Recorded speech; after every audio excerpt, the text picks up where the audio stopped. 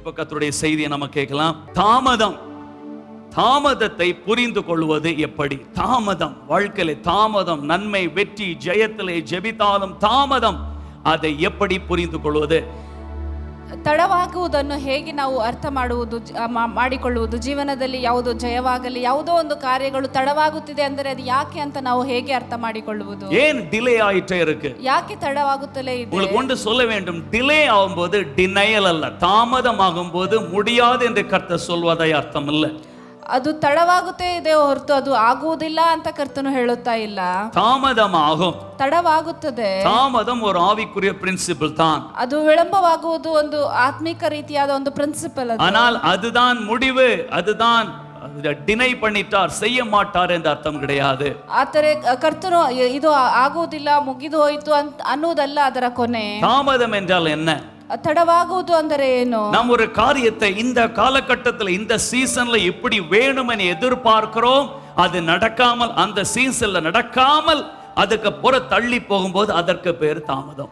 ನಾವು ಈ ಸ್ಥಿತಿಯಲ್ಲಿ ಅಥವಾ ಈ ಸೀಸನ್ ಅಲ್ಲಿ ಇದು ಈ ಕಾರ್ಯವು ಹೀಗೆ ನಡೆಯಬೇಕು ಅಂದುಕೊಳ್ಳುತ್ತೇವೆ, ಆದರೆ ಅದು ನಡೆಯದೆ ಹಾಗೆ ತಡವಾಗಿ ಹೋಗುತ್ತದಲ್ಲ, ಅದೇ ತಡವಾಗುವಿಕೆ. இந்த மாசம் இல்ல, இவ்வளவு நாள்ல இதுக்குள்ள நடக்கணும், இந்த லோன் இப்போ இந்த பிரச்சனை அப்படின்னு சொல்லி நாம மைண்ட்ல ஒரு டைம் லிமிட் வச்சிருக்கிறோம். அதை தாண்டி போகும்போது நம்முடைய மூட், எமோஷன் எல்லாம், சந்தோஷம், மகிழ்ச்சி, ನಂಬಿಕೆ, ವಿಶ್ವಾಸ எல்லாம் ಮಾರುದು, ಅದಕ್ಕೆ பேரு தாமதம். ಈ ಸಮಯದಲ್ಲಿ ಈ ತಿಂಗಳಿನಲ್ಲಿ ಈ ಲೋನ್ ಅಥವಾ ಈ ಕಾರ್ಯಗಳು ಇದು ಈ ಸಮಯದಲ್ಲಿ ಮುಗಿಯಬೇಕು ಅಂದುಕೊಂಡಿರುತ್ತೇವೆ, ಅದನ್ನು ದಾಟಿ ಹೋಗುವಂತ ಕಾರ್ಯಗಳು ಆಗುತ್ತದಲ್ಲ, ಅದನ್ನೇ ನಾವು ತಡವಾಗುವಿಕೆ ಅಂತ ಹೇಳುತ್ತೇವೆ. ஒரு காரியத்தை உங்களுக்கு சொல்ல வேண்டும். ಒಂದು ವಿಷಯವನ್ನು ನಾನು ನಿಮಗೆ ಹೇಳುತ್ತೇನೆ. ಅನೇಕರುடைய வாழ்க்கையிலே தாமதம் வந்து அறியாமையினாலே ಅನೇಕರ ಜೀವನದಲ್ಲಿ ತಡವಾಗುವಿಕೆಯು ತನಗೆ ಗೊತ್ತಿಲ್ಲದೆಯೇ அவர்களை குறித்திருக்கிற தரிசனம், அவர்களுக்கு தேவன் வைத்திருக்கிறதை தெரியாமல் இருக்கிறதுனாலே தாமதமாயிட்டு இருக்கிறது. ಅವರ ಬಗ್ಗೆ ಇರುವಂತ ದೇವರ ದರ್ಶನವು ಅವರಿಗೆ ಗೊತ್ತಿಲ್ಲದೆ ಇರುವುದರಿಂದ ಅನೇಕ ಕಾರ್ಯಗಳು ತಡವಾಗುತ್ತಿರುತ್ತವೆ. ஒரு எக்ஸாம்பிள் சொல்லுகிறேன் பாருங்க. ಒಂದು ಉದಾಹರಣೆ ಕೊಡುತ್ತೇನೆ ನೋಡಿ. கடந்த ஒரு 2 மாதத்துல, ಕಳೆದ 2 ತಿಂಗಳಲ್ಲಿ அட்லீஸ்ட் 3 பேரை தனிப்பட்ட முறையில் நான் பார்த்து, ಅಟ್ಲೀಸ್ಟ್ ಒಂದು 3 ಜನರ ನಾನು ವೈಯಕ್ತಿಕವಾಗಿ ಅವರನ್ನ ಮೀಟ್ ಮಾಡಿ, தேவன் என்னிடத்திலே சொன்ன, அவர்களை குறித்து தேவன் எனக்கு கொடுத்த அறிவின்படி, வெளிப்பாட்டின்படி, ದೇವರು ನನಗೆ ಅವರ ಬಗ್ಗೆ ಹೇಳಿದಂತ ಒಂದು ಪ್ರಕಟಣೆಯ ಪ್ರಕಾರ அவரிடத்துல பார்த்து, எங்க வேலை செய்றீங்க, எவ்வளவு சம்பளம் கிடைக்குது, எவ்வளவு நாளா வேலை செய்றீங்க, ஏன் நீங்க ஜம்ப் பண்ணல அப்படின்னு அவங்கள்ட்ட கேட்டேன். ಅವರ ಬಳಿ ನಾನು ಹೀಗೆ ಕೇಳಿದೆ, ಎಷ್ಟು ದಿನದಿಂದ ಅಲ್ಲಿ ಕೆಲಸ ಮಾಡುತ್ತಿದ್ದೀರಾ, ಎಷ್ಟು ವರ್ಷಗಳಿಂದ ಮಾಡುತ್ತಿದ್ದೀರಾ, ಎಷ್ಟು ಸಂಬಳ, ಯಾಕಿನ್ನೂ ನೀವು ಜಂಪ್ ಆಗ್ಲಿಲ್ಲ ಇನ್ನು ಬೇರೆ ಕಡೆಗೆ ಅಂತ ಎಲ್ಲ ಕೇಳಿದೆ. அப்ப அவங்க ஷாக் ஆயிட்டு மெதுவாதான் பதில் சொல்லுவாங்க. சம்பளம் எவ்வளவுன்னு கேக்குறேன், என்னடா இப்படி கேக்குறாரு அப்படின்னு இருக்கும் அவங்களுக்கு.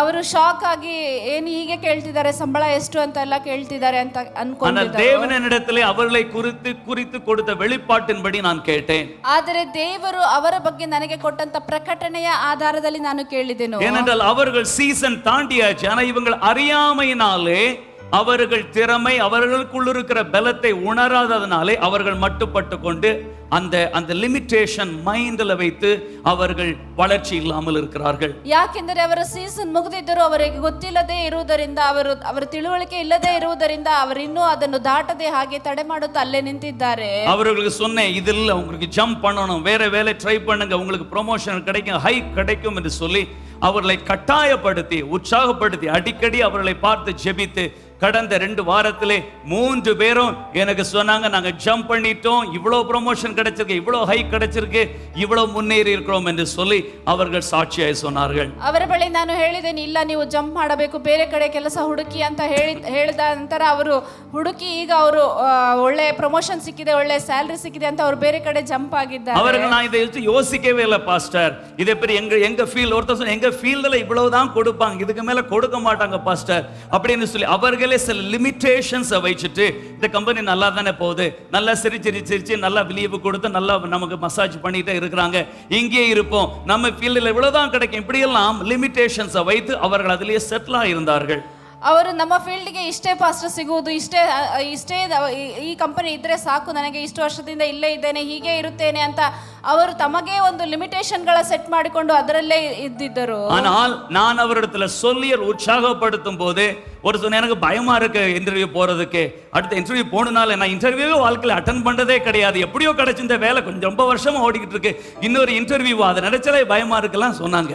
ಕೆಲವರೆಲ್ಲ ಹೀಗೆ ಹೇಳಿದ್ರು, ನನಗೆ ಇನ್ನೊಂದು ಇಂಟರ್ವ್ಯೂ ಅದನ್ನು ನೆನೆಸ್ಕೊಂಡ್ರೇನೆ ಭಯ ಆಗುತ್ತೆ, ಎಷ್ಟೋ ವರ್ಷ ಆಯ್ತು ನಾನು ಅಟೆಂಡ್ ಮಾಡಿ, ಮತ್ತೆ ಹೇಗೆ ಅಟೆಂಡ್ ಮಾಡುವುದು ಅಂತ ಎಲ್ಲ ನನ್ನ ಬಳಿ ಹೇಳಿಕೊಂಡರು. அவர்கள் சீசன் தாண்டி போயிட்டே இருக்கு, அவர்கள் ஆசீர்வாதம் நின்றுட்டு இருக்கு, இவங்க ரீச் பண்ணல, அதனால அவர்கள் வாழ்க்கையிலே செழிப்புக்கும் பண வசதிக்கும் தாமதமாಗಿ கொண்டிருந்தது. ಅವರು ಸೀಸನ್ ದಾಟಿ ಹೋಗುತ್ತಿದ್ದಾರೆ, ಅವರಿಗೆ ಅರಿವೇ ಇಲ್ಲದಂತೆ ಅವರಿದ್ದಾರೆ, ಅವರ ಸಮೃದ್ಧಿಯು ಅವರ ಎದುರುಗಡೆ ಇದೆ ಅನ್ನೋದನ್ನು ಅವರು ಮರೆತು ಕೂತಿದ್ದಾರೆ. இதை குறித்து முந்தைய பலமுறை உங்களுக்கு பேசி இருக்கிறேன். ಇದರ ಬಗ್ಗೆ ಇದರ ಹೆಚ್ಚಾಗಿ ನಾನು ಮಾತನಾಡಿದ್ದೇನೆ. நாம் நம்முடைய சூழ்நிலைகளை டிட்டாச் பண்ணி, நம்முடைய சூழ்நிலைகளை எப்படி சொல்றது, சூழ்நிலைகளிலிருந்து நம்மை பிரித்து தனியாக தெய்வ பிரசன்னத்திலே ஒப்பு கொடுக்கும் போது நாம் யார் எப்படிப்பட்டவர்கள் எதற்குரியவர்கள் என்பதை கர்த்தர் வெளிப்படுத்துவார். அப்போது தாமதத்தை ஜெயித்து முன்னேறுவோம். ನಾವು ನಮ್ಮ ಸನ್ನಿವೇಶಗಳಿಂದ ನಮ್ಮನ್ನು ಬೇರ್ಪಡಿಸಿಕೊಂಡಾಗ, ನಮ್ಮನ್ನು ದೂರವಿಟ್ಟುಕೊಂಡಾಗ, ದೇವರ ಪ್ರಸನ್ನತೆಯಲ್ಲಿ ಕಾದಿರುವಾಗ ಆಗ ನಮಗೆ ಗೊತ್ತಾಗುತ್ತದೆ ನಾವು ಎಂಥವರು, ಯಾವುದಕ್ಕಾಗಿ ಕರೆಯಲ್ಪಟ್ಟಿದ್ದೇವೆ ಎಂದು. ಆனா இந்த தாமதத்தை குறித்து நான் இன்னைக்கு பேசல. ಆದರೆ ಈ ತಡವಾಗುವಿಕೆಯ ಬಗ್ಗೆ ನಾನು ಇವತ್ತು ಮಾತನಾಡುತ್ತಾ ಇಲ್ಲ. தேவனே நம்முடைய வாழ்க்கையை தாமதிக்கிற தாமதத்தை குறித்து இன்னைக்கு பேசுறேன். ದೇವರೇ ನಮ್ಮ ಜೀವನದಲ್ಲಿ ಕೆಲವು ಕಾರ್ಯಗಳನ್ನು ತಡ ಮಾಡುತ್ತಾರಲ್ಲ, ಅದರ ಬಗ್ಗೆ ಮಾತನಾಡುತ್ತಿದ್ದೇನೆ. புரியுதா உங்களுக்கு? ಅರ್ಥವಾಗ್ತಾ ಇದೆ ನಿಮಗೆ? கர்த்தரே பல வேளைகளை நம்முடைய வாழ்க்கையை தாமதிப்பா. ಕರ್ತನೇ ಅನೇಕ ಸಮಯಗಳಲ್ಲಿ ನಮ್ಮ ಜೀವನದಲ್ಲಿ ಆತನು ತಡ ಮಾಡುತ್ತಾನೆ. ಅದು ಪಲ ಕಾರಣಗಳುಂಟು, ಏನೆಂಬುದೇ ಕುರಿತು பேசல. ಅದಕ್ಕೆ ಅನೇಕ ಕಾರಣಗಳಿರುತ್ತವೆ, ಅದನ್ನು ಯಾಕೆ ಅಂತ ಅನ್ನೋದಕ್ಕೆ ನಾನು ಮಾತನಾಡುತ್ತಾ ಇಲ್ಲ. ಅದು ಇನ್ನೊಂದು ನಾள் பேசுவேன். ಅದು ಇನ್ನೊಂದು ದಿನ ಮಾತನಾಡುತ್ತೇನೆ. தாமதத்தை புரிந்து கொண்டால் நமக்கு சமாதானம், விசுவாசம், இளைப்பாறுதல் இருக்கும். ಆದರೆ ತಡ ಮಾಡುವಿಕೆಯನ್ನು ನಾವು ಅರ್ಥ ಮಾಡಿಕೊಂಡರೆ ನಮಗೆ ಸಮಾಧಾನವು, ವಿಶ್ವಾಸವು ಬೆಳೆಯುತ್ತದೆ. ரைட். இந்த ஒரு வசனம் அபகூக்ல ஒரு வசனத்தை படிப்போம். ನಾವು ಹಬಕ್ಕೂಕ್ ನಲ್ಲಿ ಒಂದು ವಾಕ್ಯವನ್ನು ಓದೋಣ. தமிழ்ல அனுப்பலையோ? அனுப்பினா தமிழ்ல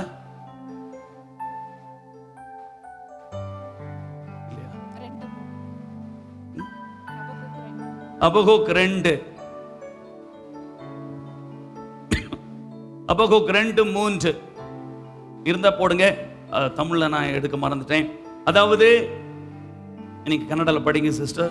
ಸೂಕ್ತ ಹಾಗೂ ನಿಯಮಿತ ಕಾಲದಲ್ಲಿ ಆ ದರ್ಶನದಲ್ಲಿ ಕಂಡದ್ದು ನೆರವೇರುವುದು, ಅದರ ಅಂತಿಮ ಪರಿಣಾಮ ಶೀಘ್ರದಲ್ಲೇ ಗೊತ್ತಾಗುವುದು, ತಡವಾದರೂ ಅದಕ್ಕೆ ಕಾದಿರು, ಅದು ಖಂಡಿತವಾಗಿ ಕೈಗೂಡುವುದು. ஹல்லேலூயா. ஒரு நிமிஷம் கொடுங்க, நான் எடுத்து படிச்சிடுறேன். அதை கரெக்டா படிச்சாதான் ஓகே. குறித்த காலத்து தரிசனம் இன்னும் வைக்கப்பட்டிருக்கிறது, முடிவிலே அது விளங்கும், அது பொய் சொல்லாது, அது தாமதித்தாலும் அதற்கு காத்திரு, அது நிச்சயமாய் வரும், அது தாமதிப்பது இல்லை. மறுபடியும் படிக்கிறேன். குறித்த காலத்து தரிசனம் இன்னும் வைக்கப்பட்டிருக்கிறது. உன்னுடைய வாழ்க்கையின் குறித்த காலத்து தரிசனம் இன்னும் வைக்கப்பட்டிருக்கிறது. ಸೂಕ್ತ ಹಾಗೂ ನಿಯಮಿತ ಕಾಲದಲ್ಲಿ ಆ ದರ್ಶನಗಳು ಕಂಡದ್ದು ನೆರವೇರುವುದು ನಿನ್ನ ಜೀವನದಲ್ಲಿ, முடிவிலே அது விளங்கும், ಅದು ಅಂತಿಮದಲ್ಲಿ ಅದು ಪರಿಣಾಮವು அது ಗೊತ್ತಾಗುತ್ತದೆ, பொய் சொல்லாது, ಅದು ಸುಳ್ಳು ಹೇಳುವುದಿಲ್ಲ. அந்த தரிசனம் நிறைவேறும், அது தாமதித்தாலும் அதற்கு காத்திரு, ಅದು ನೆರವೇರುತ್ತದೆ, ತಡವಾದರೂ ಅದಕ್ಕೆ ಕಾದಿರು, அது நிச்சயமாய் வரும், அது தாமதிப்பது இல்லை, ಅದು ಖಂಡಿತವಾಗಿ ಕೈಗೂಡುವುದು. உன் கண்களுக்கு தாமதித்தாலும் அது காத்திரு, ஆனால் ஆவிக்குரிய உலகத்தில் தாமதிப்பது இல்லை, வர வேண்டிய நேரத்தில் நிச்சயமாய் வரும். ನಿನ್ನ ಕಣ್ಣುಗಳಿಗೆ ಅದು ತಡವಾಗಿದ್ದರೂ ನೀನು ಕಾದಿರು, ಅದು ಬರಬೇಕಾದ ಸಮಯದಲ್ಲಿ ನಿಶ್ಚಯವಾಗಿ ಅದು ಕೈಗೂಡಿ ಬರುವುದು. போட்டாங்க. மறுபடியும் படிப்போமா? அந்த வசனத்தை போடுங்க. எல்லாரும் சேர்ந்து படிமா. குறித்த காலத்து தரிசனம் இன்னும் வைக்கப்பட்டிருக்கிறது, முடிவிலே அது விளங்கும், அது பொய் சொல்லாது, அது தாமதித்தாலும் அதற்கு காத்திரு, அது நிச்சயமாய் வரும், அது தாமதிப்பது இல்லை. கைகளை வைத்து தேவனை நன்றி செலுத்துவோம். ஹல்லேலூயா. தரிசனம் ದರ್ಶನವು, அந்த தரிசனத்திலிருந்து நம்ம ஜூஸ் எடுத்து நம்ம பாடி பில்ட் பண்ணணும். ಆ ದರ್ಶನದಿಂದ ನಾವು ಜ್ಯೂಸ್ ಅನ್ನು ಹಿಂಡಿ ನಮ್ಮ ಬಾಡಿಯನ್ನು ಬಿಲ್ಡ್ ಮಾಡಬೇಕು. அப்படிதான் ஆவிக்குரிய மனுஷன் வளருகிறான். ಹಾಗೆ ಆತ್ಮೀಕದ ಮನುಷ್ಯನು ಬೆಳೆಯುತ್ತಾನೆ. தரிசனத்திலிருந்து ஜூஸ் எடுத்து, ದರ್ಶನದಿಂದ ಆ ಜ್ಯೂಸ್ ಅನ್ನು தரிசனம் அழைப்பை பிழிந்து பிசைந்து அதையே மென்று மென்று அதிலிருந்து வளர வேண்டும், பலப்பட வேண்டும். ಆ ದರ್ಶನ ಅದನ್ನು ಹಿಂಡಿ ಅದರಿಂದ ರಸವನ್ನು ತೆಗೆದು ಅದನ್ನೇ ಅಗೆದು ಅಗೆದು ಅದರಿಂದ ನಾವು ಬೆಳೆಯಬೇಕು. அப்பொழுது நாம் பலப்படுவோம், வீக் ஆக மாட்டோம். ನಾವು ಬಲವನ್ನ ಹೊಂದುತ್ತೇವೆ, ವೀಕ್ ಆಗುವುದಿಲ್ಲ. அது தாமதித்தாலும் காத்திருப்போம். ಅದು ತಡವಾದರೂ ನಾವು ಅದರಲ್ಲಿ ಕಾದಿರಬೇಕು. அந்த காத்திருக்கிற நேரம் ஐயோ என்ன ஆகுமோ என்ன ஆகுமோ மேல் மூச்சு கீழ் மூச்சல்ல, அந்த தாமதிக்கும் காலம் இளைப்பாರೆ, நம்பிக்கையோடு என் ஆத்துமா இளைப்பாರೆ இருக்கும். ಆ ತಾಮಸಗೊಳ್ಳುವಂತ ಸಮಯವು ಅದು ಅಯ್ಯೋ ಏನಾಗುತ್ತೋ ಏನಾಗುತ್ತೋ ಅಂತ ಅಲ್ಲ, ಅದು ನಂಬಿಕೆಯಿಂದ ಹಾಗೆ ವಿಶ್ರಾಂತಿಯಿಂದ ಕಾದಿರಬೇಕು. அது ஒரு வேலையா இருக்கட்டும், ஒரு வியாதியை குறித்ததா இருக்கட்டும், பிள்ளையை குறித்ததா இருக்கட்டும், ஒரு விடுதலையை குறித்ததா இருக்கட்டும், ಅದು ಒಂದು ಕೆಲಸದ ವಿಷಯವಾಗಿರಬಹುದು, ನಿಮ್ಮ ಮಗುವಿನ ಬಗ್ಗೆ ಆಗಿರಬಹುದು, ಅದು ಬೇರೆ ಯಾವುದೋ ವಿಷಯದಾಗಿರಬಹುದು. ಅವನ இருதயம் கர்த்தரை நம்பி திட மனதாயிருக்கும். ನಿಮ್ಮ ಹೃದಯವು ಕರ್ತನನ್ನು ನಂಬಿ ದೃಢ ಮನಸ್ಸಿನಿಂದ ಇರಬೇಕು. ஹல்லேலூயா. ஹல்லேலூயா. இப்போ புதிய ஏற்பாட்டிலே மார்க்கிலே ஒரு நடைமுறை காரியத்தை கதையை நம்ம படிக்க போறோம். ಈಗ ಹೊಸ ಒಡಂಬಡಿಕೆಯಲ್ಲಿ ಮಾರ್ಕಿನಲ್ಲಿ ಇರುವಂತದ್ದು ಒಂದು ನಡವಳಿಕೆಯಲ್ಲಿ ಇರುವಂತ ಒಂದು ಕಾರ್ಯದ ಬಗ್ಗೆ ನಾವು ನೋಡೋಣ. ಯೇಸು ஒரு இடத்திலே கப்பல்ல வந்து இறங்குறார். ಯೇಸು ಒಂದು ಸ್ಥಳದಲ್ಲಿ ಒಂದು ದೋಣಿಯಲ್ಲಿ ಬಂದು ಇಳಿಯುತ್ತಾರೆ. அப்ப திரளான ஜனங்கள் அங்க வந்தாங்க. ಆಗ ಹೆಚ್ಚಿನ ಜನರು ಅಲ್ಲಿ ಬಂದು ಕೂಡಿ ಬರುತ್ತಾರೆ. அப்ப அந்த ஊர்ல ஜெப ஆலய தலைவன் எவரி என்பவனுடைய மகள் வியாதியாயிருக்கிறாள்.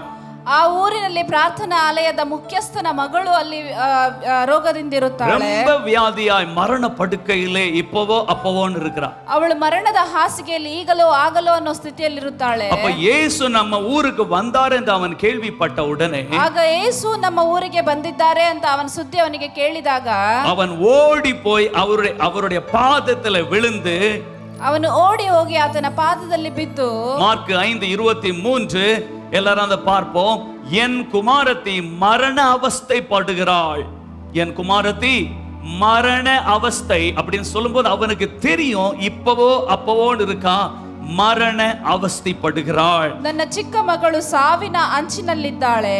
நீ அவள் ஆரோக்கியம் அடையும்படி நீர் வந்து அவள் மேல் உன் கையை வையும், அப்பொழுது பிழைப்பால் என்று அவரை மிகவும் கெஞ்சி வேண்டிக் கொண்டான். ಆಕೆಯು ಗುಣ ಹೊಂದಿ ಬದುಕುವಂತೆ ದಯಮಾಡಿ ನೀನು ಬಂದು ಆಕೆಯ ಮೇಲೆ ಕೈ ಇಡಬೇಕು ಎಂದು ಆತನನ್ನು ಬಹಳವಾಗಿ ಬೇಡಿಕೊಂಡನು.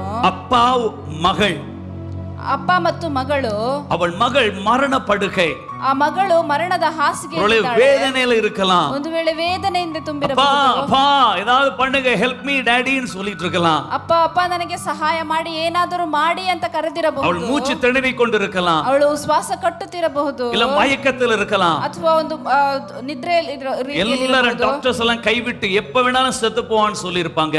ಎಲ್ಲ ಡಾಕ್ಟರ್ಗಳು ಕೈ ಬಿಟ್ಟು ಯಾವಾಗ ಬೇಕಾದರೂ ಇವಳು ಸಾಯಬಹುದು ಅಂದಿರಬಹುದು. மகள் மரிக்கிற தருவாயில அப்பாவுக்கு மகளை விட்டுட்டு போக முடியாது. ಮಗಳು ಸಾಯುವಂತ ಸಮಯದಲ್ಲಿ ಅಪ್ಪನಿಗೆ ಮಗಳನ್ನ ಬಿಟ್ಟು ಹೋಗಲು அந்த சூழ்நிலை யோசித்து பாருங்க. இயேசு வந்திருக்கிறான்னு கேட்ட உடனே, மகளே இன்னும் வந்துட்டேன்மா, இன்னும் வந்துட்டேன், அப்பா போகாதீங்க இருங்க மகள் சொல்ல, இன்னும் வந்துட்டேன்னு சொல்லி ஓடி இயேசுவின் கால்ல வந்து விழுந்து, ஏசப்பா வாங்க என் மகளை தொடுங்க, அவர் சுகமாயிருவான் அப்படின்னு சொல்றார். ಆಗ ಆ ಮಗಳು ಯೇಸು ಬಂದಿದ್ದಾರೆ ಅಂತ ಅಪ್ಪನಿಗೆ ಗೊತ್ತಾದ ತಕ್ಷಣ ಮಗಳನ್ನು ಬಿಟ್ಟು, ಮಗಳು ಒಂದು ವೇಳೆ ಹೇಳಿರಬಹುದು ಅಪ್ಪ ನನ್ನನ್ನು ಬಿಟ್ಟು ಹೋಗಬೇಡಿ ಅಂತ, ಆದರೂ ಬಂದೆ ಅಂತ ಹೇಳಿ ಆತನು ಓಡಿ ಹೋಗಿ ಯೇಸು ಕ್ರಿಸ್ತನ ಕಾಲಿನಲ್ಲಿ ಬಿದ್ದನು. 24 உடனே அவர் சொல்லுகிறார் வர்றேன் அப்படி என்று சொல்லி அவனோடு கூட புறப்பட்டார். 24ನೇ ವಾಕ್ಯದಲ್ಲಿ ತಕ್ಷಣ ಆತನು ಹೇಳುತ್ತಾನೆ ನಾನು ಬರುತ್ತೇನೆ ಅಂತ ಹೇಳಿ ಆತರ ಜೊತೆಗೆ ಹೊರಟನು. திரளான ஜனங்கள் பின் வர்றாங்க. ಹೆಚ್ಚಿನ ಕೂಟವು ಅವರ ಹಿಂದೆ ಹೋಗುತ್ತಿತ್ತು. அப்ப இவர் சந்தோஷம், பரவாயில்ல இயேசு சீக்கிரம் வந்துருவா, மக துடிச்சுக்கிட்டு இருக்கா, மகள் வேதனையில் இருக்கிறா, இயேசு சீக்கிரம் வந்துருவா, போன உடனே சுகமாயிரும், என் பிள்ளை தப்பிரும், ஐயோ இயேசு சீக்கிரம் வாங்கன்னு சொல்லி இருதயத்துல படபடப்போடு அப்படியே வேகமாய் நடந்து போயிட்டு இருக்கிறான்னு வைத்துக் கொள்வோமே.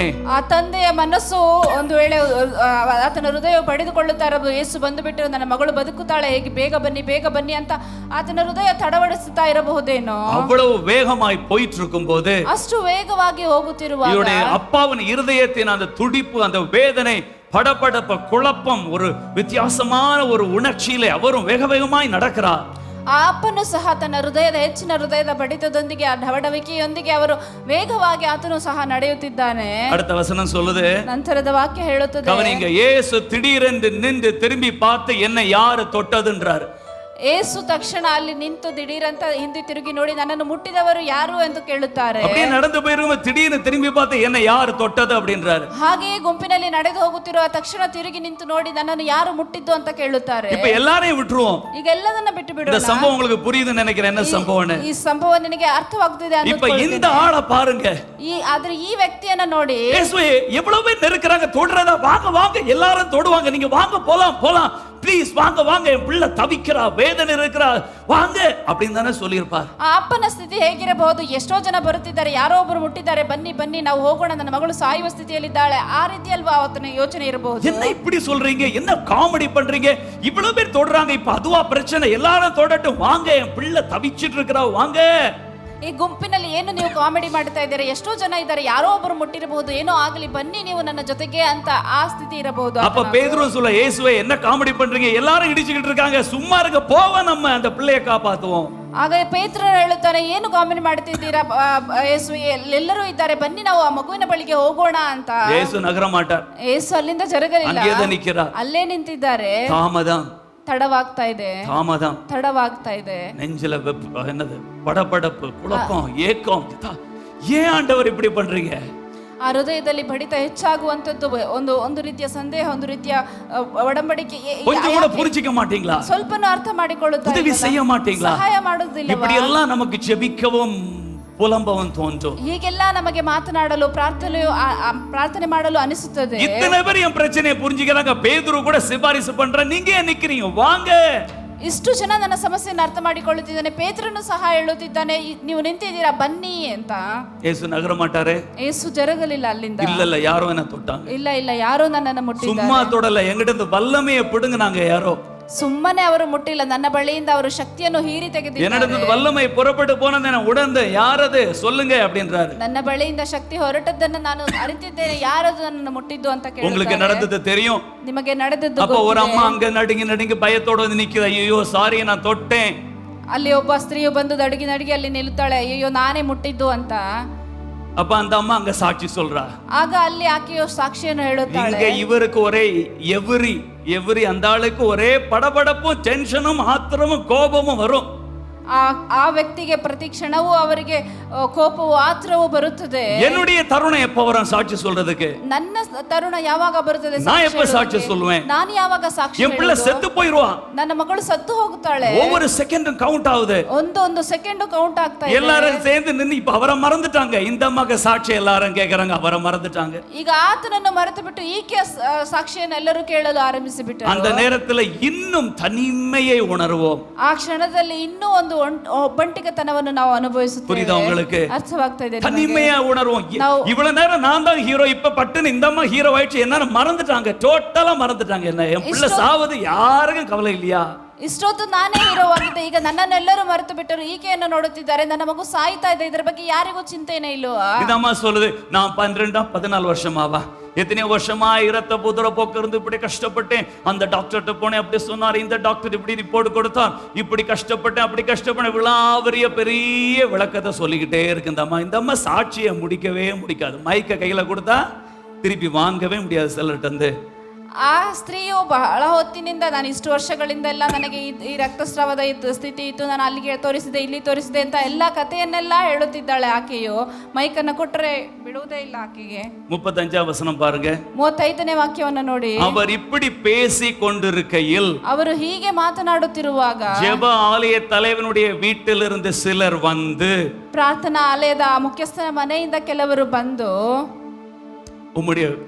உம்முடைய குமாரி மரித்து போனாள், இனி போதகரை வருத்தப்படுத்தாதீங்க, ನಿನ್ನ ಮಗಳು ಸತ್ತು ಹೋದಳು, ಇನ್ನು ಆ ಬೋಧಕನನ್ನು ತೊಂದರೆ ಮಾಡಬೇಡ ಎಂದು. இந்த அம்மா சாட்சி சொல்லணும், என் பிள்ளை பிழைச்சிருப்பா. ಆ ಸ್ತ್ರೀಯು ಸಾಕ್ಷಿ ಹೇಳಲೇ ಇದ್ದಿದ್ದರೆ ನನ್ನ ಮಗಳು ಬದುಕುತ್ತಿದ್ದಳು. இந்த அம்மா இடையில வந்து நந்தி மாதிரி இயேசுவை தொடலனா என் பிள்ளை இன்னைக்கு பிழைச்சிருப்பா. ಈ ಅಮ್ಮ ಬಂದು ನಿಂತು ಅಲ್ಲಿ ತಡೆಯಾಗಿ ನಿಂತು ಸಾಕ್ಷಿ ಹೇಳದಿದ್ರೆ ನನ್ನ ಮಗಳು ಬದುಕುತ್ತಿದ್ದಳು. எல்லாத்தையும் கெடுத்துட்டா, ಎಲ್ಲವನ್ನೂ ಕೆಡಿಸಿ ಬಿಟ್ಟಳು. ஐயோ என் பிள்ளை செத்து போயிட்டாலும் மாரடிச்சு அந்த அப்பா அங்கேயே அழுது புலம்ப ஆரம்பிச்சிருப்பார். ಅಯ್ಯೋ ನನ್ನ ಮಗಳು ಸತ್ತು ಹೋದಳಲ್ಲ ಅಂತ ಆತನು ತನ್ನ ಎದೆಯನ್ನು ಬಡಿದುಕೊಳ್ಳುತ್ತಾ ಅಲ್ಲೇ ಅಳುತ್ತಿರಬಹುದು. தாமதத்தை புரிந்து கொள்ளவே முடியாது. ತಡವಾಗುವಿಕೆಯನ್ನು ಅರ್ಥ ಮಾಡಿಕೊಳ್ಳುವಲೇ ஆனா அடுத்த வசனம் உங்களுக்கு புரிய வைக்கும் பாருங்க. ಆದರೆ ನಂತರದ ವಾಕ್ಯವು ನಿಮಗೆ ಅರ್ಥ ಮಾಡಿಸುತ್ತದೆ ನೋಡಿ. 36வது வசனம். 36ನೇ ವಾಕ್ಯ. அவர்கள் சொன்ன வார்த்தை, உங்க பிள்ளை செத்துட்டான் இனி போதகரை கூப்பிட வேண்டாம் என்று சொன்ன வார்த்தையை இயேசு கேட்ட உடனே ஜெப ஆலய தலைவனை நோக்கி பயப்படாதே விசுவாசம் உள்ளவனாய் இரு என்று சொன்னார். ಅವರು ಆಡಿದ ಮಾತನ್ನು ಯೇಸು ಗಣನೆಗೆ ತಂದುಕೊಳ್ಳದೆ ಸಭಾಮಂದಿರದ ಅಧಿಕಾರಿಗೆ ಅಂಜಬೇಡ, ನಂಬಿಕೆ ಮಾತ್ರ ಇರಲಿ ಎಂದು ಹೇಳಿದನು. தாமதத்திலே நொந்து போய் இருக்கிறவர்களை குறித்து கர்த்தர் சொல்லுகிறார், பயப்படாதே விசுவாசம் உள்ளவனாய் இரு, இது தாமதித்தாலும் அது நிறைவேறும். ತಡವಾಗಿ ನಿಮ್ಮ ನಂಬಿಕೆಯನ್ನು ಕಳೆದುಕೊಂಡಿರುವ ಮಕ್ಕಳನ್ನು ನಾನು ನೋಡಿ ಹೇಳುತ್ತಿದ್ದೇನೆ, ನಂಬಿಕೆಯಿಂದಿರು, ದೃಢವಾಗಿರು, ತಡವಾದರೂ ಆ ಕಾರ್ಯವು ನೆರವೇರುತ್ತದೆ. விசுவாசம் என்ன? ವಿಶ್ವಾಸ ಎಂದರೇನು? யோபு சொன்னது போல, யோபನು ಹೇಳಿದ ಹಾಗೆ, பாரு இந்த பிரச்சனை, வேலைக்காரன் மதிக்க மாட்டேங்கிறான், சொந்தக்காரன் மதிக்க மாட்டேங்கிறான், எல்லாரும் பரியாசப்படுறாங்க, நம்பின எனக்கு நெருக்கமான மனதுக்கு நெருக்கமான ஃப்ரெண்ட்ஸ் கூட விட்டுட்டு போயிட்டாங்க. ನೋಡಿ, ನನ್ನ ಕೆಲಸದವರು ನನಗೆ ಕಿವಿಗೊಡುತ್ತಿಲ್ಲ, ನನ್ನ ಬಂಧುಗಳು ಸಹ ಬಿಟ್ಟು ಹೋದರು, ನನ್ನ ಆಪ್ತ ಮಿತ್ರರು ಸಹ ನನ್ನಿಂದ ದೂರವಿದ್ದಾರೆ, என் பெயரை கெடுத்துட்டாங்க, ನನ್ನ ಹೆಸರನ್ನ ಕೆಡಿಸಿ இவன் என்னவோ பெரிய பாவம் செஞ்சுட்டான், இதனாலதான் கர்த்தர் அடிச்சிட்டார்னு ஊரெல்லாம் பேசிக்கிறாங்க. ಇವನೇನೋ ದೊಡ್ಡ ಪಾಪ ಮಾಡಿದ್ದಾರೆ, ಆದ್ದರಿಂದಲೇ ಕರ್ತನು ಈತನನ್ನು ಹೊಡೆದಿದ್ದಾರೆ ಅಂತ ಊರೆಲ್ಲ ಮಾತನಾಡುತ್ತಿದ್ದಾರೆ. ஆனால் இவங்க எல்லாருக்கும் முன்னாலே நான் சொல்றேன், இதை எழுதிக்காங்க. ಇವರೆಲ್ಲರ ಮುಂದೆ ನಾನು ಹೇಳುತ್ತಿದ್ದೇನೆ, ಇದನ್ನು ಬರೇ. எல்லாருக்கும் முன்னால நான் சொல்றத சும்மா இல்ல, கல்வெட்டா எழுதி வைங்க. யோபு இப்படி சொன்னான்னு எழுதி வைங்க. ಎಲ್ಲರ ಮುಂದೆ ಸುಮ್ಮನೆ ಅಲ್ಲ, ಕಲ್ಲಿನ ಮೇಲೆ ಬರೆದಿಡು, ಯೋಬನು ಹೀಗೆ ಹೇಳಿದ್ದಾನೆ ಎಂದು. என்ன எழுது? ಏನಂತ ಬರೇ? பாரு, நான் என் தேவனை காண்பேன். ನಾನು ನನ್ನ ಜೀವ ಸ್ವರೂಪನಾದ ದೇವರನ್ನು ನೋಡುವೆನು. இந்த சரீரம் முழுநாளே அழுகி போனாலும், ಈ ಶರೀರ ಪೂರ್ತಿಯಾಗಿ ನಾಶವಾಗಿ ಹೋದರೂ, நான் இந்த சரீரத்திலே சுகமாகி என் தேவனை காண்பேன். ನಾನು ಈ ಶರೀರದಲ್ಲಿ ಮತ್ತೆ ಸ್ವಸ್ಥಗೊಂಡು ನನ್ನ ದೇವರನ್ನು ನಾನು ಕಾಣುವೆನು. செத்த பிறகு பாரு சொல்லிருப்பாங்க, செத்த பிறகு பாப்ப. நோ நோ நோ, செத்த பிறகு ஆவியிலே பார்ப்பதல்ல, அந்நிய கண்கள் அல்ல, இந்த சொந்த கண்ணாலே இந்த சரீரத்திலே காண்பேன். ನಾನು ಸತ್ತ ನಂತರ ಆತ್ಮದಲ್ಲಿ ನೋಡುವಂತದ್ದಲ್ಲ, ನಾನು ಶರೀರದಲ್ಲಿ ನನ್ನ ಸ್ವಂತ ಕಣ್ಣಿನಿಂದಲೇ ಈ ಶರೀರದಲ್ಲೇ ನಾನು ನೋಡುತ್ತೇನೆ. இந்த கல்வெட்டுல எழுதுன்னு சொல்றானே, அதுதான் விசுவாசம். ಆ ಕಲ್ಲಿನ ಮೇಲೆ ಅದನ್ನು ಬರೆ ಅಂತ ಹೇಳಿದನಲ್ಲ, ಅದೇ ವಿಶ್ವಾಸ. என் நண்பனே, ನನ್ನ ಮಿತ್ರನೇ, என் சொந்தக்காரர்களே, ನನ್ನ ಬಂಧುಗಳೇ, என்னை மதிக்காமல் தண்ணி கூட தராமல் இருக்கிற வேலைக்காரிகளே, ನನ್ನನ್ನು ನನಗೆ ನೀರು ಸಹ ಕೊಡದಂತಹ ನನ್ನ ಕೆಲಸದವರೇ. வேலைக்காரி ஏன் தண்ணி கொடுக்க மாட்டேங்கிறா? ಕೆಲಸದವಳು ಯಾಕೆ ನೀರು ಕೊಡ್ತಾ ಇಲ್ಲ?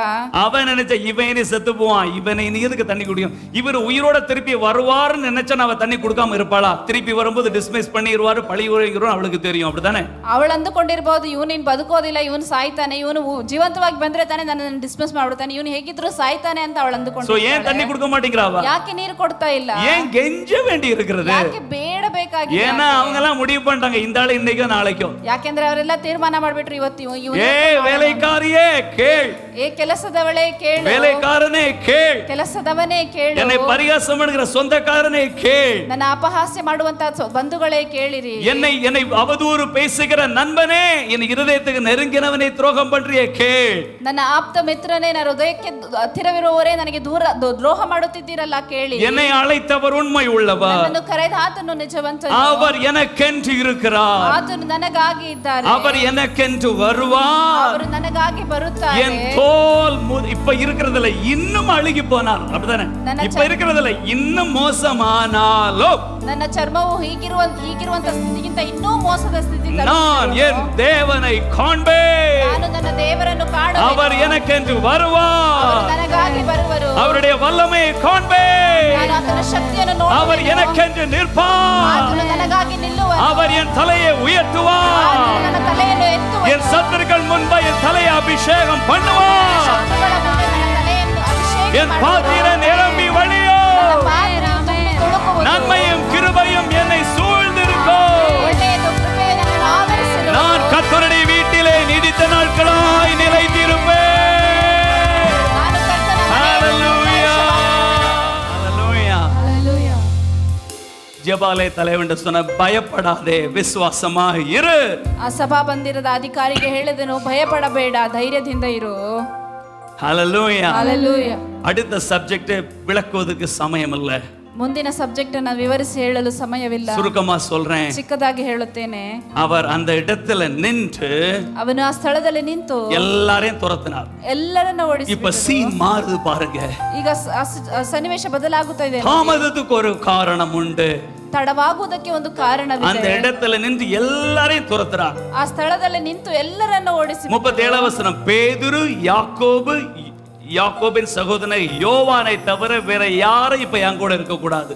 ಪೇತ್ರನು ಯಾಕೋಬ ಮತ್ತು ಯಾಕೋಬನ ತಮ್ಮನಾದ ಯೋಹಾನ ಇವರನ್ನು ಹೊರತು ಬೇರೆ ಯಾರು ನನ್ನೊಂದಿಗೆ ಇರಬಾರದು. இந்த மூணு பேர் ஏன் தெரியுமா? ಈ ಮೂರು ಜನ ಯಾಕೆ? மறுரூப மலைக்கு இந்த மூணு பேரை தான் கூட்டி போறாரு. ಆ ಮರುರೂಪದ ಬೆಟ್ಟಕ್ಕೂ ಈ ಮೂರು ಜನರನ್ನೇ ಕರೆದುಕೊಂಡು ಹೋದರು. கெத்செமனே தோட்டத்திலே மரணத்துக்கு முன்பாக கெத்செமனே தோட்டத்தில் நெருங்கி ஜெபிப்பதற்கு இந்த மூன்று பேரை தான் கூட்டி போறாரு. ಆ ಗೆತ್ಸೆಮನೆ ತೋಟದಲ್ಲಿ ಮರಣದ ಸ್ಥಿತಿಯಲ್ಲಿ ಇರುವಾಗಲೂ ಆ ಪ್ರಾರ್ಥನೆಗಾಗಿ ಈ ಮೂವರನ್ನೇ ಕರೆದುಕೊಂಡು ಹೋದರು. இந்த மூன்று பேர் வேறு விதமான மனப்பக்குவம், விசுவாசிக்கிறவர்கள். ಈ ಮೂವರು ಬೇರೆ ರೀತಿಯಾದಂತ ಮನೋಸ್ಥಿತಿ ಮತ್ತು ನಂಬಿಕೆಯುಳ್ಳವರು. தாமதத்துக்கு ஒரு காரணம் தெரியுமா? ತಡವಾಗುವುದಕ್ಕೆ ಒಂದು ಕಾರಣ ಗೊತ್ತಾ? பல காரணங்கள் சொல்லலாம். ಅನೇಕ ಕಾರಣಗಳನ್ನು ஆனா இந்த ಹೇಳಬಹುದು. இடத்துல அடிப்படையில் ஒரு காரணம் உங்களுக்கு நீ சொல்லி முடிக்க விரும்புறேன். ಈ ಸ್ಥಿತಿಯ ಆಧಾರದಲ್ಲಿ ಒಂದು ಕಾರಣವನ್ನು ನಿಮಗೆ ಹೇಳಿ ಮುಗಿಸುತ್ತೇನೆ. உங்க கூட நிறைய பேர் இருக்காங்க. ನಿಮ್ಮ ಜೊತೆ ತುಂಬಾ ಜನ ಇದ್ದಾರೆ. எல்லாரும் புத்தி சொல்றான். ಎಲ್ಲರೂ ಬುದ್ಧಿ எல்லா ಹೇಳುತ್ತಾರೆ. பேச்சையும் கேக்குறீங்க. ಎಲ್ಲರ ಮಾತನ್ನು ಕೇಳುತ್ತೀರಾ. எல்லா ஐடியாவும் கேக்குறீங்க. ಎಲ್ಲಾ ಐಡಿಯಾಗಳನ್ನ ಕೇಳುತ್ತೀರಾ. அவனுக்கு தோற்றது, தொப்பி அடிச்சது, அவன் நஷ்டப்பட்டது எல்லாத்தையும் கேட்டு எல்லா குப்பையும் எடுத்து வச்சுக்கிட்டு இருக்கீங்க. ಅವನು ಸೋತ ಕತೆ, ಮತ್ತೆ ಕತೆ, ಬೇರೆ ಕತೆ ಎಲ್ಲವನ್ನ ಕೇಳಿ ಅದನ್ನು ಕಸದಂತೆ ನೀವು ಇಟ್ಟುಕೊಂಡಿದ್ದೀರಾ. உங்களுக்கு தேவை பேதுரு, யாக்கோபு, யோவான் மூணு பேர் தான். ನಿಮಗೆ ಬೇಕಾಗಿದ್ದು ಪೇತ್ರ, ಯೋಹಾನ, ಯಾಕೋಬ. தரிசனம் உள்ளவர்கள், ದರ್ಶನ ಉಳ್ಳವರು, தரிசனத்தை புரிந்து கொள்ளுகிறவர்கள், ದರ್ಶನವನ್ನು ಅರ್ಥ ಮಾಡಿಕೊಳ್ಳುವವರು, தரிசனத்தை அப்படியே அங்கீகரித்து ஆமென் என்று உங்க கூட ஜால்ரா போடுற மூணு பேர் தான் வேணும். ದರ್ಶನವನ್ನು ಹಾಗೆಯೇ ಅಂಗೀಕರಿಸಿ ಆಮೇನ್ ಅಂತ ಜಾಲ್ರ ಹೊಡೆಯೋ ಆ ಮೂರು ಜನ ಮಾತ್ರ ನಿಮಗೆ ಬೇಕು. ஆமென், ಆಮೇನ್, ஹல்லேலூயா. மூன்று பேரோ ரெண்டு பேரோ ஒரு ஆளோ யார் இல்லனாலும் பரவாயில்ல. ಮೂವರು, ಇಬ್ಬರು ಅಥವಾ ಒಬ್ಬರು ಅಥವಾ ಯಾರು ಇಲ್ಲದಿದ್ದರೂ ಪರವಾಗಿಲ್ಲ. ஆனா உங்களை நெகட்டிவாக சுத்தி விடுகிற ஒருவரும் கூட இருக்க கூடாது. ಆದರೆ ನಿಮ್ಮನ್ನು ನೆಗೆಟಿವ್ ಆಗಿ ನಡೆಸುವಂತ ಒಬ್ಬರು ಸಹ ನಿಮ್ಮ ಜೊತೆ உங்க ಇರಬಾರದು. கனெக்ஷன் அப்படிப்பட்டவர்களோடு இருக்கும்போது உங்களுக்கு ஆக்சலரேஷன் ஃபார்ம் ஆகும். ನಿಮ್ಮ ಕನೆಕ್ಷನ್ ಅಂತವರೊಂದಿಗೆ ಇರುವಾಗ ನಿಮಗೆ ಆಕ್ಸಲರೇಷನ್ ಫಾರ್ಮ್ ಆಗುತ್ತದೆ. இயேசு அவ்வளவு வல்லமை உள்ள அவருக்கு ಯೇಸು ಅಷ್ಟು ಶಕ್ತಿಯುಳ್ಳ ಆತನಿಗೆ இந்த கூட்டம் எல்லாம் அங்க வந்ததுன்னா ಈ ಗುಂಪೆಲ್ಲ ಅಲ್ಲಿ ಬಂದರೆ இவங்க எல்லாருடைய அவிசுவாசத்துக்கு விரோதமா இவருடைய விசுவாசம் நிக்கணும். கஷ்டம். ಅವರೆಲ್ಲರ ಅಪನಂಬಿಕೆಯ ಮುಂದೆ ಇವರ ನಂಬಿಕೆ ನಿಲ್ಲುವುದು ಕಷ್ಟ. புரியுதா உங்களுக்கு? ಅರ್ಥವಾಗ್ತಾ ಇದೆ ನಿಮಗೆ? புரியுதா உங்களுக்கு? ಅರ್ಥವಾಗ್ತಾ ಇದೆ. அவன் ஒன்று சொல்லுவான், இவன் ஒன்று சொல்லுவான், அவன் இப்படி பாப்பான், அவன் அப்படி அழுவான், அவன் இப்படி சிணுங்குவான். எல்லாம் பார்க்க நமக்கு பக்குன்னு நம்ம இருக்கிற ஃபெய்த் எல்லாம் அப்படியே கரைஞ்சி நம்மளும் ஐயோ ஆண்டவரே என்ன பண்ணுவேன் அப்படின்னு. ಅವನು ಹಾಗೆ ಹೇಳುತ್ತಾನೆ, ಇವನು ಹೀಗೆ ಹೇಳುತ್ತಾನೆ, ಇನ್ನೊಬ್ಬನು ಅಳುತ್ತಾನೆ. ಇದನ್ನೆಲ್ಲವನ್ನು ನೋಡಿ ನಮ್ಮ ನಂಬಿಕೆ ಹಾಗೆಯೇ ಕರಗಿ ಹೋಗಿ ಅಯ್ಯೋ ದೇವರೇ ಅಂತ ಅಳುತ್ತೇವೆ. ಯೇಸುಗೆ 12 ಶಿಷ್ಯರು இருந்தாங்கல்ல, ಯೇಸುವಿಗೆ 12 ಜನ ಶಿಷ್ಯರಿದ್ದರು. 3 பேரை கூட்டிட்டு போறாரு. 3 ಜನರನ್ನ ಮಾತ್ರ ಕರ್ಕೊಂಡು 12ல 3 போச்சுனா 12ರಲ್ಲಿ 3 ಹೋದರೆ சொல்லுங்க, நம்ம மேக்ஸ்ல வீக் எத்தனை? 9. அந்த 9 பேர் என்ன பண்ணாங்க? ಆ 9 ಜನ ಏನು ಮಾಡಿದ್ರು? ஏய் நில்லு. ನಿನ್ பாஸ் சொல்லிட்டார், நீங்க இதுக்கு மேல போக கூடாது, நில்லு. கிரவுட் கண்ட்ரோல், நில்லு, நீ இங்க நில்லு. அவங்க மட்டும் போட்டு மிச்சவங்க எல்லாம் பிளாக் பண்றதா மிச்சம் 9 பேருக்கு வேலை. ಆ 9 ಜನ ಇಲ್ಲೇ ನಿಂತುಕೊಳ್ಳಿ, ಬಾಸ್ ಹೇಳಿದ್ದಾರೆ ಒಳಗೆ ಹೋಗಬಾರದು ಅಂತ ಆ ಕ್ರೌಡ್ ಅನ್ನ ಕಂಟ್ರೋಲ್ ಮಾಡುವುದೇ ಅವರ ಕೆಲಸ. புரியுதா உங்களுக்கு? ಅರ್ಥವಾಗ್ತಾ ಇದೆಯಾ? Right, okay. இப்போ எல்லாம் போறாங்க. ಈಗ ಎಲ್ಲರೂ ಹೋಗ್ತಾರೆ. அடுத்த பஞ்சாயத்து, ನಂತರದ ಪಂಚಾಯಿತಿ. ஜெபாலய தலைவனுடைய வீட்டில் வந்ததும் ಸಭಾ ಮಂದಿರದ ಅಧಿಕಾರಿಗೆ ಮನೆಗೆ ಬಂದ ತಕ್ಷಣ அங்க ஒரு கூட்டம் ஏற்கனவே கூடி கும்மி அடிச்சிட்டு கிடக்கு.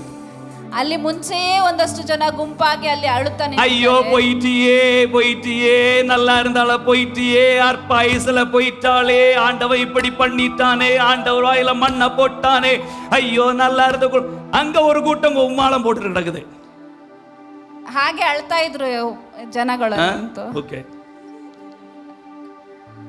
39 எல்லாரும் சேர்ந்து படிங்க பாப்போம். 39 ಎಲ್ಲರೂ ಕೂಡಿ ಓದೋಣ. உள்ள இருக்கிற அட்மாஸ்பியரை நீங்க கேன்சல் பண்ணணும். Amen, amen. ஹல்லேலூயா. ಒಳಗೆ ಇರುವಂತ ಅಟ್ಮಾಸ್ಫಿಯರ್ ಅನ್ನು ನೀವು ಕ್ಯಾನ್ಸಲ್ ಮಾಡಬೇಕು. உள்ள இருக்கிற அட்மாஸ்பியரை கேன்சல் பண்ணி நீங்க டாமினேட் பண்ணணும்.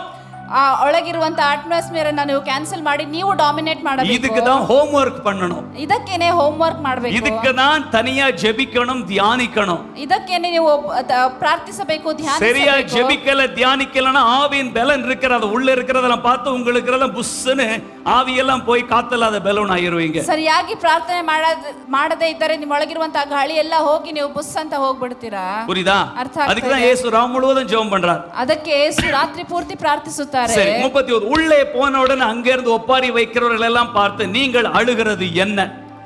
ಆ ಒಳಗೆ ಹೋಗಿ ಆ ಗದ್ದಲ ಮಾಡುತ್ತ ಅಳುತ್ತಿದ್ದವ್ರನ್ನ ಕೇಳಿ ಯಾಕೆ ನೀವು ಅಳುತ್ತಿದ್ದೀರಾ ಅಂತ ಕೇಳಿದರು. நீங்கள் இத சொல்லுவதுக்கு வாய் வருமா நமக்கு?